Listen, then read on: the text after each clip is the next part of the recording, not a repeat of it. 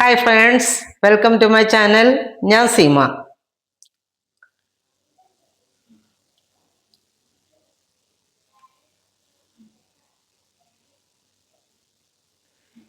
ഇന്ന് ഞാൻ നിങ്ങൾക്ക് പരിചയപ്പെടുത്താൻ പോകുന്നത് ഒട്ടകത്തിൻ്റെ ഇറച്ചിയാണ്. ഒട്ടകത്തിൻ്റെ ഇറച്ചി എങ്ങനെയാണ് പാചകം ചെയ്യുന്നതെന്ന് നോക്കാം. അതിലേക്ക് ആവശ്യമുള്ളത് സവാള, ഇഞ്ചി, പച്ചമുളക്, വെളുത്തുള്ളി, പുതിനയില, മല്ലിയില, പിന്നെ മസാലകൾ. ഇനി ഇത് ആദ്യം ഇറച്ചി കഴുകി വൃത്തിയാക്കി ഒരു കുക്കറിലേക്ക് ഇടുക.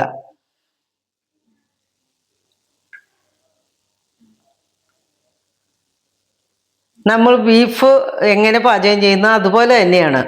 ഇനി അതിലേക്ക് കുറച്ച് സവോള ഇടുക, കുറച്ച് പച്ചമുളക്, കുറച്ച് ഇഞ്ചി, കുറച്ച് വെളുത്തുള്ളി. ഇഞ്ചിയും പച്ചമുളകും വെളുത്തുള്ളിയും എല്ലാം ചതച്ച് വെച്ചിരിക്കുന്നതാണ്.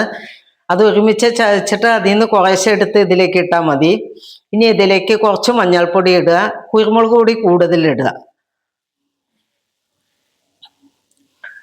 കുറച്ച് ഉപ്പിടുക.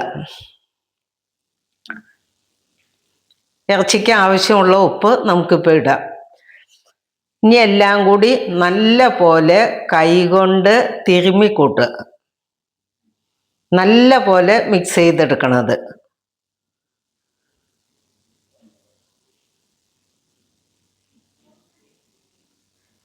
ഇതിലേക്ക് ഇനി വെള്ളമൊന്നും ഒഴിക്കേണ്ട ആവശ്യമില്ല.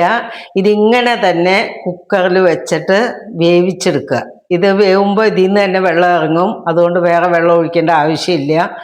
നല്ല പോലെ കുക്കറിൽ വെച്ച് വേവിച്ചെടുക്കുക. ഇലക്ട്രിക് അടുപ്പിലാണ് വേവിക്കുന്നത് ഞങ്ങൾ. ഇനി ഒരു പാൻ അടുപ്പത്ത് വെച്ച് അതിലേക്ക് വെളിച്ചെണ്ണ ഒഴിക്കുക.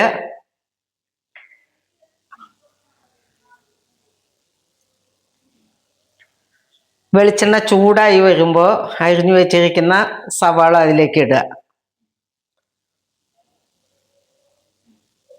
വെളിച്ചെണ്ണ ഇപ്പോൾ ചൂടായിട്ടുണ്ട്. ഇനി അതിലേക്ക് സവാള ഇടാം.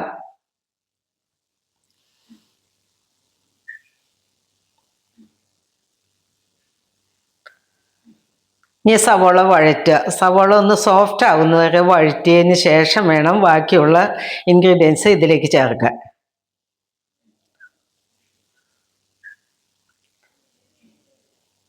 ഫയർ കൂട്ടി വെച്ച് തന്നെ നമുക്ക് ഈ സമയത്ത് ഇത് വഴറ്റിയെടുക്കാവുന്നതാണ്.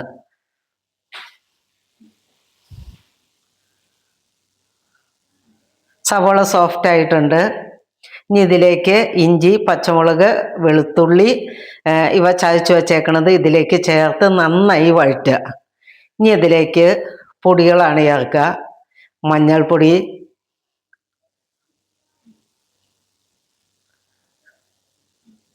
മുളക് പൊടി, ഇതൊക്കെ എരിവിന് ആവശ്യാനുസരണം ചേർക്കാം. കുരുമുളക് പൊടി നമ്മൾ ആദ്യം ചേർത്താണ്, എന്നാലും കുറച്ചുകൂടി ചേർക്കണം. ഇറച്ചിയിലേക്ക് എപ്പോഴും കുരുമുളക് പൊടി കൂടുതൽ ചേർക്കുന്നത് നല്ലതാണ്. ഗരം മസാലപ്പൊടി,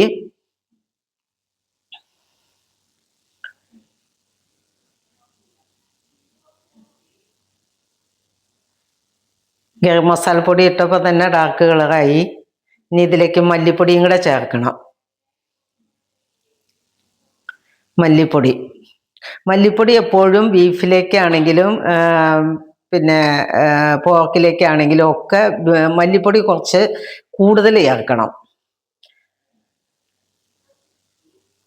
ഇനി ഇതിലേക്ക് വേവിച്ച് വെച്ചിരിക്കുന്ന ഇറച്ചി ചേർത്ത് മിക്സ് ചെയ്യുക. അതിലേക്ക് നമ്മൾ അരിഞ്ഞു വെച്ചിരിക്കുന്ന മല്ലിയിലയും പുതിനയിലയും ചേർത്ത് എല്ലാം കൂടി നല്ല പോലെ ഇളക്കി മിക്സ് ചെയ്ത് വെള്ളം നല്ലപോലെ വറ്റിച്ച് എടുക്കുക.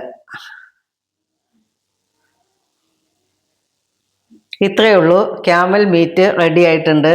ഇത് അറബികളുടെ ഇഷ്ട ഭക്ഷണമാണ്. ഇവിടെ എല്ലാവരും ഉപയോഗിക്കുന്ന മീറ്റാണിത്. നമ്മൾ കേരളീയർ ഇത് ഉപയോഗിച്ചിട്ടുണ്ടാവില്ല. ഞാനും ആദ്യമായിട്ട് തന്നെയാണ് ഉപയോഗിക്കുന്നത്.